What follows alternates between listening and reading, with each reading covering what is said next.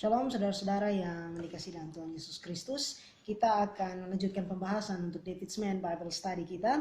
Dan kita sedang membahas tentang kehidupan dari para hakim. Dan kali ini kita akan melihat kelanjutan dari pembahasan mengenai Yefta. Kita sudah membahas bagian awal dari kehidupan Yefta. Dan kali ini kita akan melihat bagaimana Yefta melepaskan atau memimpin bangsa Israel melawan Bani Amon, nazar yang dia buat, dan kemudian sampai kepada akhir hidupnya. Karena itu sebelum kita merenungkan bagian firman Tuhan ini lebih jauh, kita berdoa. Bapa di sorga, kami mengucap syukur untuk penyertaan dan kasih-Mu.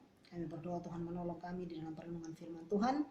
Roh Kudus berikan kami hikmat dan kekuatan agar apa yang kami belajar dari firman-Mu boleh tertanam, bertumbuh, menghasilkan buah dari kehidupan kami untuk kemuliaan nama Tuhan. Roh Kudus persiapkan hati dan pikiran kami dan menolong kami Bapa, di dalam nama Tuhan Yesus kami berdoa.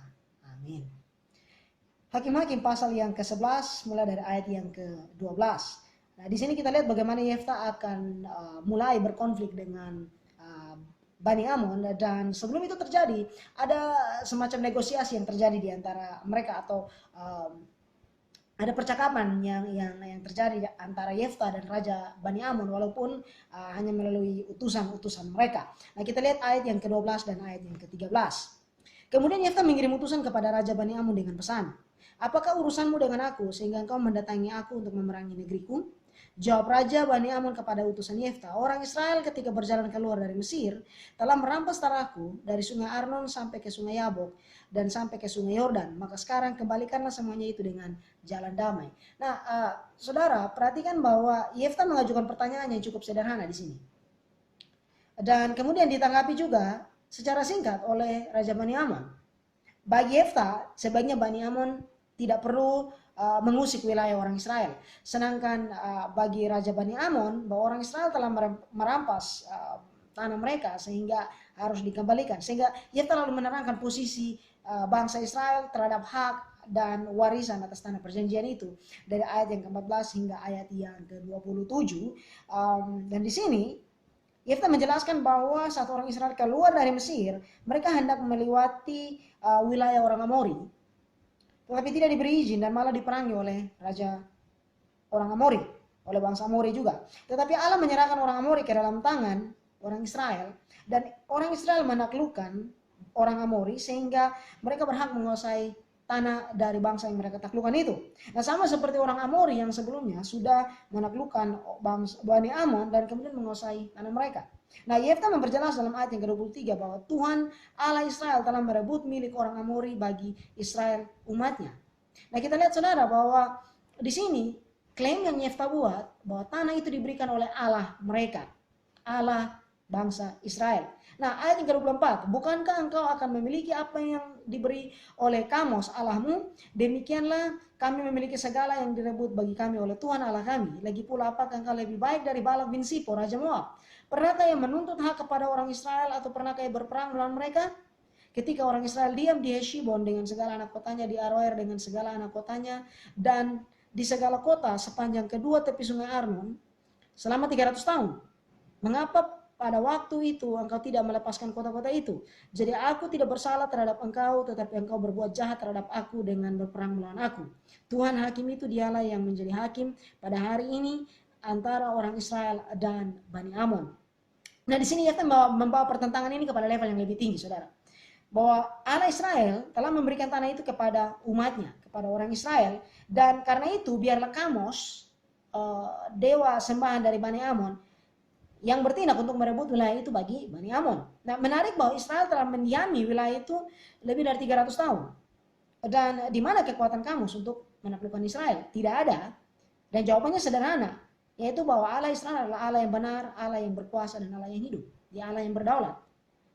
Sehingga klaim dari Yefta ini memiliki dasar yang cukup kuat, baik secara spiritual dan juga secara histori atau secara sejarah. Nah, ayat yang ke-27, "Jadi aku tidak bersalah terhadap engkau, tetapi engkau berbuat jahat terhadap aku dengan berperang melawan aku."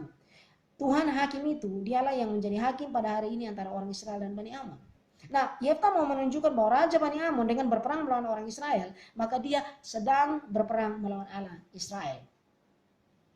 Saudara perhatikan di ayat yang ke-28, tetapi Raja Bani Amun tidak mendengarkan perkataan yang disampaikan kepadanya oleh utusan-utusan Yefta. Nah, kekerasan hati dari Raja Bani Amun ini akan membuat dia menuai kekalahannya. Di ayat yang ke-29, lalu roh Tuhan menghinggapi Yefta, ia berjalan melalui daerah Gilead dan daerah Manasye, kemudian melalui Mispa di Gilead, dan dari Mispa di Gilead ia berjalan terus ke daerah Bani Amun. Nah, di sini roh Tuhan yang menggerakkan Yefta, bahwa roh Tuhanlah yang menjadi sumber keberanian dan kekuatan bagi Yefta untuk melakukan panggilan ini. Bahwa hal yang sama berlaku juga bagi kita, orang percaya pada saat ini. Bahwa kita membutuhkan pimpinan Roh Kudus, kekuatan dari Roh Kudus untuk menolong kita menanggapi panggilan yang Allah taruh dalam kehidupan kita. Baik mungkin pekerjaan kita dan juga pelayanan kita. Nah, ingat bahwa sebelum Tuhan Yesus terangkat ke sorga, dia memberikan murid-muridnya tugas pelayanan. Ada amanat yang diberikan kepada mereka untuk memberitakan Injil dan melayani. Tetapi sebelum mereka melakukan itu, mereka harus menunggu di Yerusalem sampai Roh Kudus dicurahkan atas mereka. Kita bisa lihat itu lebih jauh di dalam Kisah Para Rasul pasal 1 dan 2. Sehingga ini jelas bagi kita bahwa apapun yang kita lakukan, apapun yang kita hendak lakukan dalam hal menanggapi panggilan yang Allah taruh dalam kehidupan kita, kita perlu yang namanya pimpinan Roh Kudus. Dan faktanya juga bahwa dalam kehidupan kita setiap hari kita memerlukan tuntunan dari Roh Kudus yang menolong dan bahkan memampukan kita untuk hidup di dalam ketaatan. Nah, dari semua ini kemudian Yefta melakukan sesuatu yang pada akhirnya dia sendiri akan menyesali hari itu, yaitu ketika dia bernasar tetapi dengan tidak bijak. Kenapa? Kita akan lihat hal ini lebih jauh, ayat 31 dan 32. Lalu bernasarlah Yefta kepada Tuhan, katanya, jika engkau sungguh-sungguh menyerahkan Bani Amun itu ke dalam tanganku, maka apa yang keluar dari pintu rumahku untuk menemui aku pada waktu aku kembali dengan selamat dari Bani Amun, itu akan menjadi kepunyaan Tuhan dan aku akan mempersembahkannya sebagai korban bakaran. Nah, hal yang Yefta lakukan di sini nampaknya baik, saudara. Bahwa dia membuat nazar, tetapi justru ini menjadi persoalan bagi dia di kemudian hari. Kenapa? Karena mungkin dengan niatnya bernazar ini, dia berharap Allah memberikan kemenangan itu kepada dia. Atau dengan kata lain begini, dia bernazar agar Allah berpihak kepada dia. Tetapi ini tentunya keliru. Kenapa? Karena Allah bukanlah seperti dewa-dewa bangsa kafir yang bisa diatur-atur dengan korban persembahan. Bahwa Allah tahu apa yang harus dia lakukan. Allah tahu apa yang harus dia lakukan. Nah, perhatikan kembali apa yang Yefta katakan di sini dalam nazarnya. Jika engkau sungguh-sungguh menyerahkan Bani Amun itu ke dalam tanganku. Nah, bahwa sepertinya dia merasa Allah harus dibujuk dan sepertinya dia kurang yakin bahwa Allah akan memberikan kemenangan itu kepada dia. Nah, hal ini tentu berbeda dengan apa yang sudah dia katakan sebelumnya kepada Raja Bani Amun mengenai penyertaan Allah atas bangsa Israel, bagaimana orang Israel menduduki tanah perjanjian itu, dan bagaimana Allah yang menyerahkan itu semua kepada dia. Di sini kita melihat bahwa Yefta nampaknya tergesa-gesa melakukan atau mengucapkan nazar ini. Ayat 32 dan 33. Kemudian Yefta berjalan terus untuk berperang melawan Bani Amun dan Tuhan menyerahkan mereka ke dalam tangannya. Ia menimbulkan kekalahan yang amat besar di antara mereka mulai dari Aroer sampai dekat Minit, 20 kota banyaknya, dan sampai ke Abel Keramim sehingga Bani Amun itu ditundukkan di depan orang Israel. Nah, Allah memberikan kemenangan kepada Yefta dan perhatikan bahwa dengan latar belakang Yefta yang tidak mengenakan, dia ditolak oleh keluarganya, dipandang rendah, tetapi Allah bisa memakai dia untuk menyelamatkan orang Israel dari serangan Bani Amun. Bahwa Allah bisa memakai siapa saja yang mau berserah diri kepada dia. Ayat 34 dan 35. Ketika Yefta pulang ke Mispa, ke rumahnya, tampaklah anaknya perempuan keluar menyongsong dia dengan memukul rebana serta menari-nari. Dialah anaknya yang tunggal, selain dari dia tidak ada anaknya laki-laki atau perempuan. Demi dilihatnya dia, dikoyakannya lah bajunya sambil berkata, "Ah anakku, engkau membuat hatiku hancur lulu dan engkaulah yang mencelakakan aku. Aku telah membuka mulutku bernasar kepada Tuhan dan tidak dapat aku mundur." Nah, kemenangan atas Bani Amun tidak membawa sukacita yang lama bagi Yefta. Kenapa? Karena justru saat dia pulang, dia harus menghadapi kenyataan yang pahit dari nazar yang dia buat.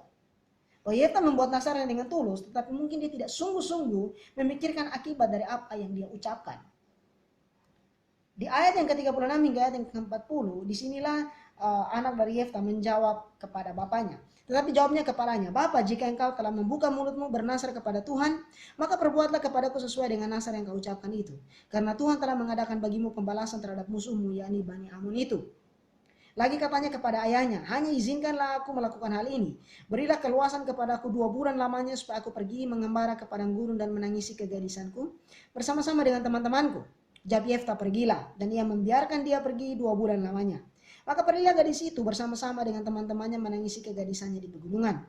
Setelah lewat kedua bulan itu, kembalilah ia kepada ayahnya, dan ayahnya melakukan kepadanya apa yang telah dinazarkannya itu. Jadi gadis itu tidak pernah kenal laki-laki. Dan telah menjadi adat di Israel bahwa dari tahun ke tahun, anak-anak perempuan orang Israel selama 4 hari setahun meratapi anak perempuan Yefta, orang Gilead itu. Bagian ini, saudara, cukup menimbulkan perbedaan pendapat. Ada yang berpendapat bahwa Yefta benar-benar mengorbankan anaknya sebagai korban bakaran, tetapi ada juga yang tidak setuju dengan pandangan itu dan berpendapat bahwa anaknya itu diserahkan untuk pelayanan di kemah Tuhan dan tidak menikah.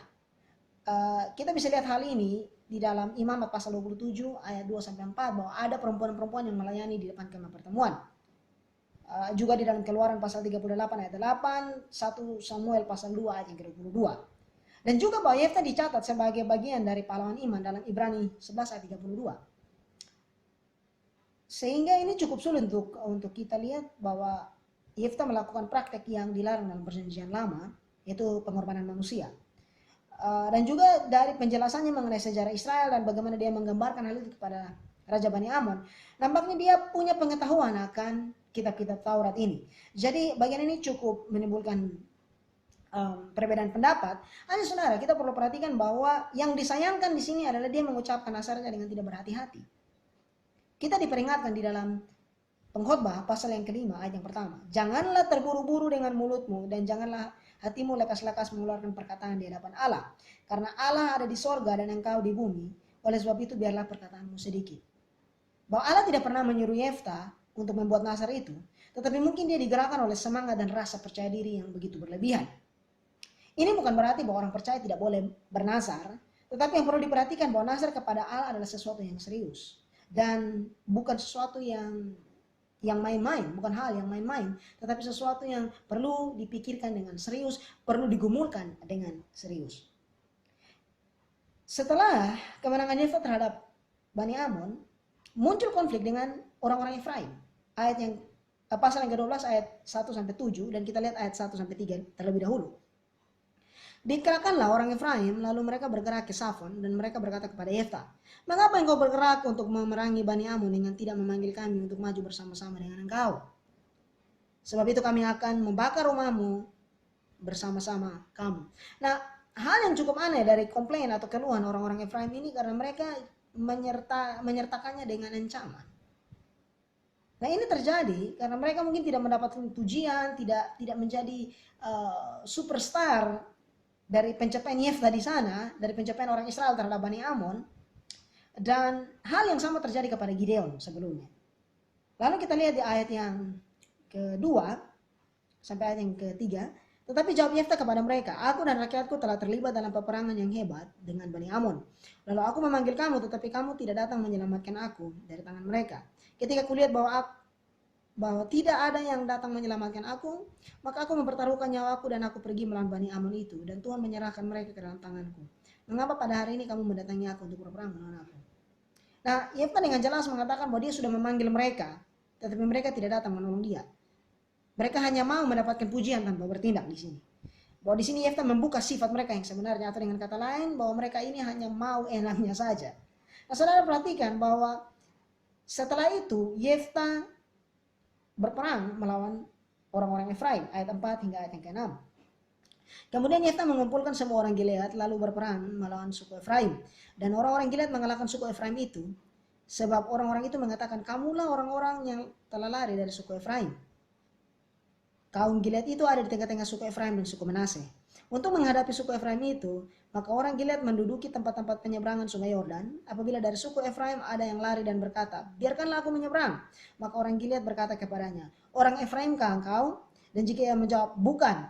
Maka mereka berkata kepadanya, coba katakan dahulu Shibolet.